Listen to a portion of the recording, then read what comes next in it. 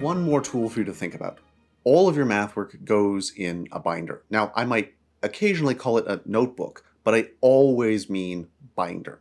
Why do people like the spiral-bound notebooks? Well, they're cheap, they're easy to find, and all the paper stays together in order, and they're pretty flat. So when you're thinking about what goes in a backpack, they feel nice, but they don't work.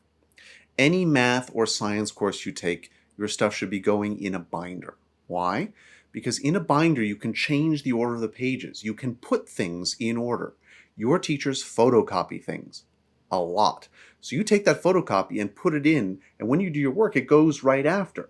If you're in a notebook, you wind up with your work in one place and then a pile of photocopied paper beside it. And is that pile of photocopied paper going to stay in order? Probably not. So when you're studying, you don't know what questions or notes go with what answers, so it's just not a good system. You also have tests, and it takes you a while to get the tests back, so you want to be able to flip back and put them in order. So if it's chapter 2, I have the 2.1 lesson, the 2.1 homework, the 2.2 lesson, the 2.2 homework, and then chapter 2 review, chapter 2 test, and it's all in order. Also, what happens if I get to the end of a notebook? Well, I buy a new one, but then where does that first one go? Somewhere in my room? And I might have switched over in the middle of a unit, so now I have a test to study for, and my notes are in 2 different notebooks, and I have to remember where they both are. But if I have a binder, and after 4 months it's getting full, I can take, say, the first 3 chapters, pull them out, put them in a folder, or put a couple of rubber bands around them, so I'm not carrying them around, but it's still there when I need to review for the exam at the end of the year. The binder should also have pockets. I mean, just the one in the front is fine. It doesn't have to be that big, huge one with a zipper all the way around it with slots for your pens. I mean, that's just a waste of space and a waste of money. But there is something we're going to want to use those pockets for, and that'll be a video later in this series. Now, what's in that binder? Graph paper. Yeah. Could you use lined paper? Yes. Is graph paper easier? Yes. And that's why we use graph paper. It's easier to organize things on the page because there's a grid. We can do a lot of graphing with the X and Y axes in high school. I mean, the Cartesian plane, if you want to be fancy. So having both vertical and horizontal lines on the page makes that easier. And if you go out shopping, it's the light blue squares that are about 1/2 centimeter on each side. There is a really, really fancy green kind of graph paper that has lines every millimeter, which is totally a waste of money. Don't bother. But you should have lots of it. One of the things that makes you do sloppy work is when you have 2 sheets of paper left in your binder and you're trying to cram things in. Again, we all know those people who are asking to borrow some paper because they ran out. You want to be not those people. If you have less than 10 pages in the back of the binder, throw in 20 more, just right now. And just buy a giant pile, which is 2 school years worth, and stick it in a drawer. It'll sit there. It doesn't go bad.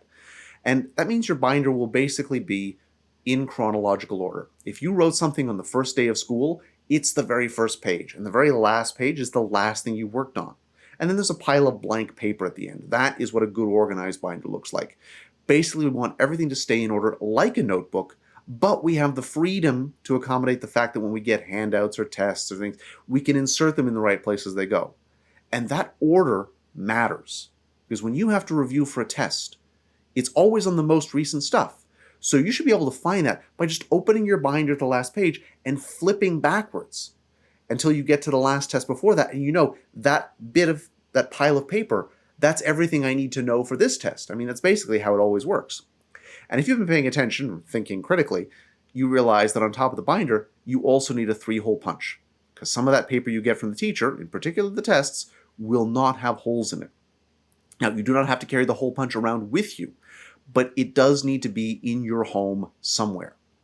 Now, the ideal situation is that each course has its own binder. That giant super binder with tabs and all the pockets that has everything in it, it does not end well. Most subjects, a 1-inch binder is fine. Some of them you can do 1/2-inch binders, but 1 inch usually. Again, lots of binders feels like a lot of money. But binders are harder to lose than pencils. So if they're with you for the whole school year, and maybe you can use them for multiple school years, One thing I've seen that I really can't get behind is that the idea that you have this sort of day folder for taking to school and then like proper binders that stay at home. And the idea is that I just carry this small light thing with me. And then when I get home, I take everything out and sort it where it needs to be.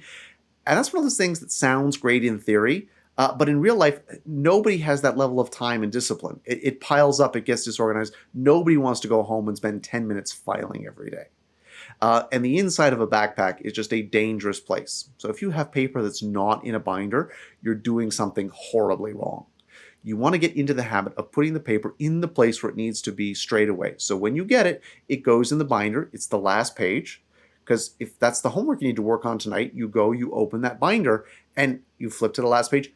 It's there. It's where it's supposed to be. It's where you need it. Instead, if you get something in math, it just goes, straight in the binder, and it stays there. And if you have to add steps or filing or your clever system to make it more complicated, that's just going to add more chaos in your life. So keep it simple, just one binder per subject. And I'm sorry, I know this feels like a little bit of a rant, but I stand by all of it. I have sat for too long with too many students, just sort of politely staring at them while they go through their bags, hunting for the piece of paper they want me to work on with them. And they didn't do it before I got there because they just kind of assumed that it was going to be quick to find. They didn't realize it was going to take 5 minutes. But to summarize, if you do not have a binder, get one.